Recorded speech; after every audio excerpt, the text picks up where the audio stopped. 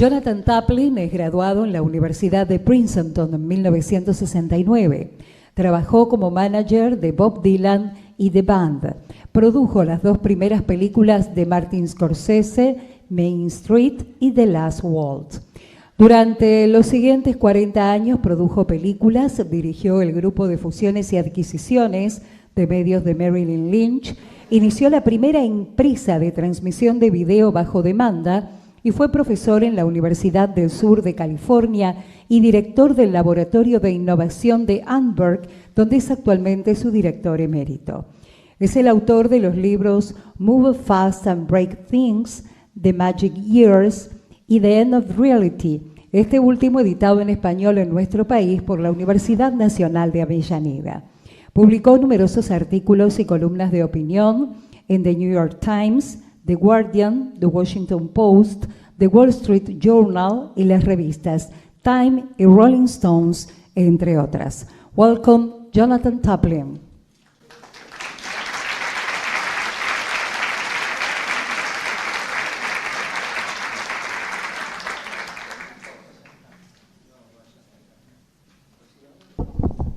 It's really a pleasure to be here. For me, to see so many people interested in books seems so important. So we are being told with great confidence, a certain smug inevitability, that artificial intelligence represents merely the latest chapter in the long history of technological progress. The comparison is always the same. The printing press, the camera, the synthesizer, each in its time was said to threaten existing forms of art, and each was ultimately absorbed.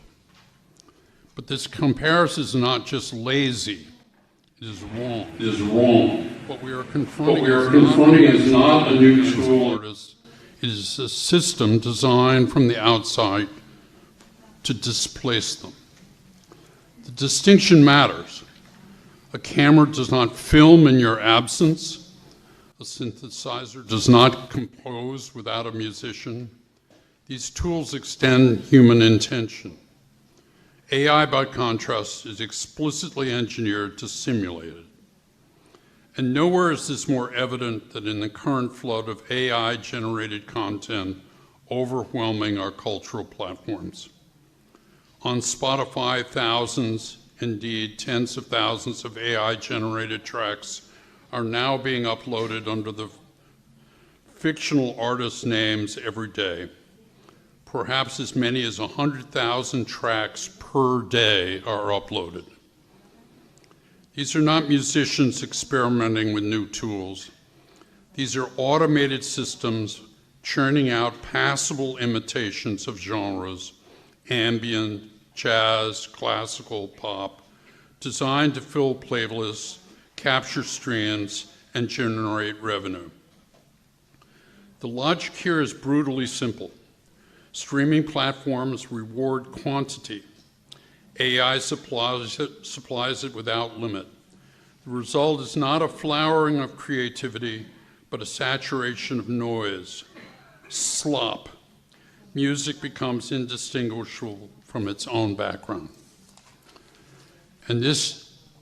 And the human musicians, already precariously positioned in the streaming economy, find themselves competing not with other artists, but with an industrial process that never sleeps, never tires, and never asks to be paid.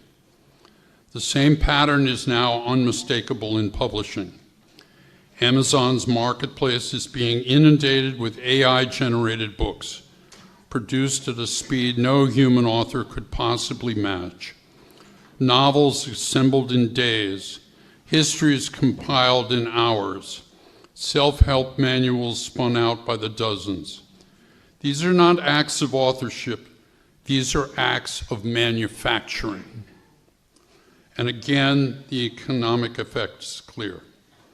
The mid-list author, the serious writer who sustains a literary culture but does not command celebrity sales, is being squeezed out by a deluge of synthetic competitors who require no advances, no royalties, and no time. We are not witnessing democratization. We are witnessing a race to the bottom in which the very concept of authorship is devalued. And it is in Hollywood, however, that the conflict has been most openly acknowledged and for a moment most effectively resisted. The Writers Guild of America understood exactly what was at stake in its confrontation with the big studios. This was not about whether AI could assist in drafting dialogue or outlining a plot. It was about whether studios could use AI to generate scripts, then hire writers merely to polish them, stripping them of both creative control and economic leverage. The Guild drew a line. AI-generated material would not be recognized as literary material. Writers could not be compelled to use it, and studios could not use it as a backdoor mechanism to undermine credit and compensation. This was not technophobia.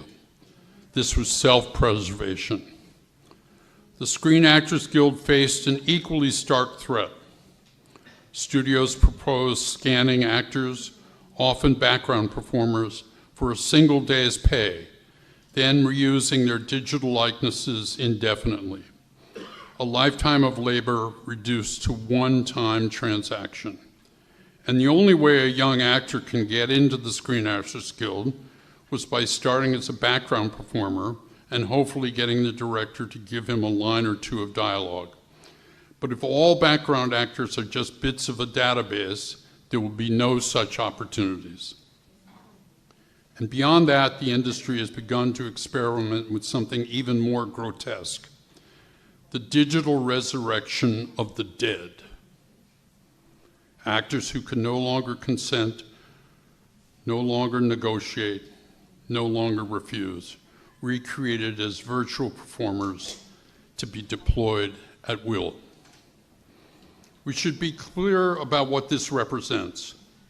It is not homage. It is not preservation. It is expropriation. A performance is not merely a sequence of images.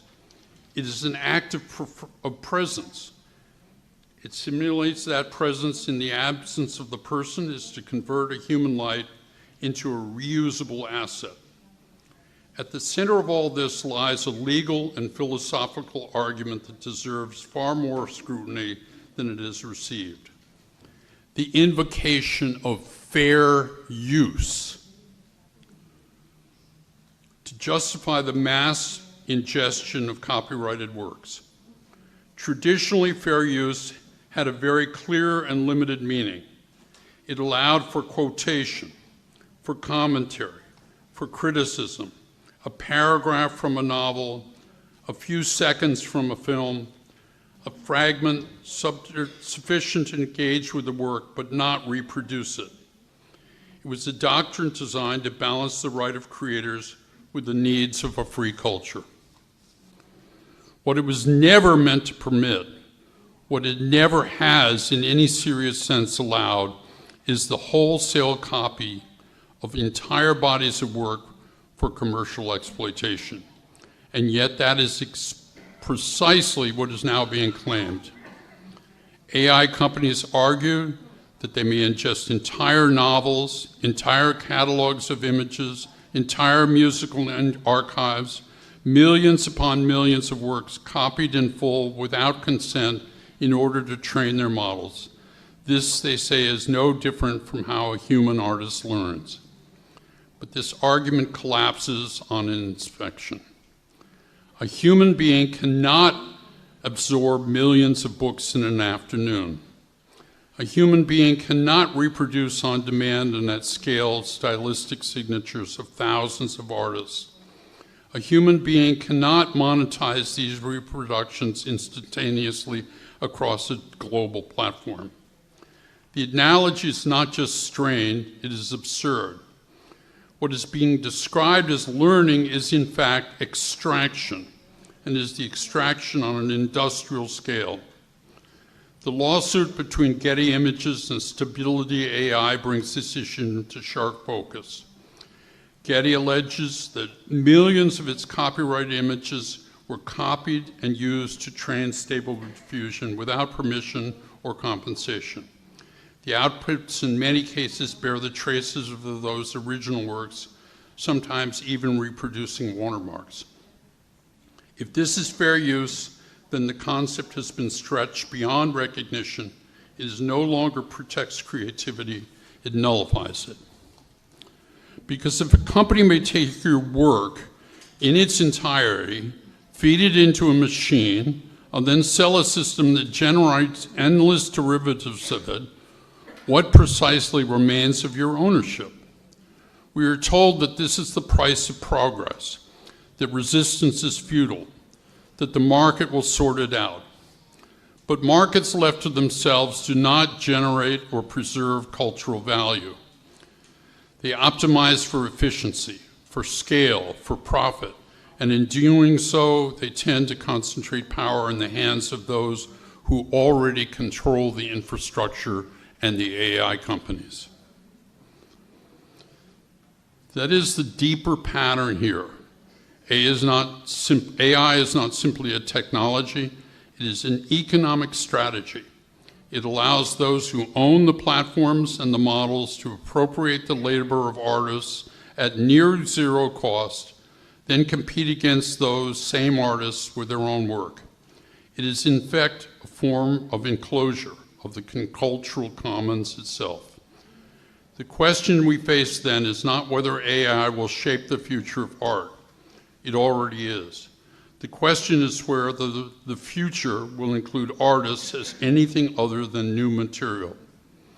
Will we accept a world in which music is generated rather than composed, in which books are manufactured rather than written, in which performances are simulated rather than lived? Will we accept the argument that copying everything is the same as quoting something? Or will we draw a line, legal, cultural, and moral, and insist that human creativity is not a resource to be mined without limit? These are not abstract concerns. They go to the heart of what a culture is.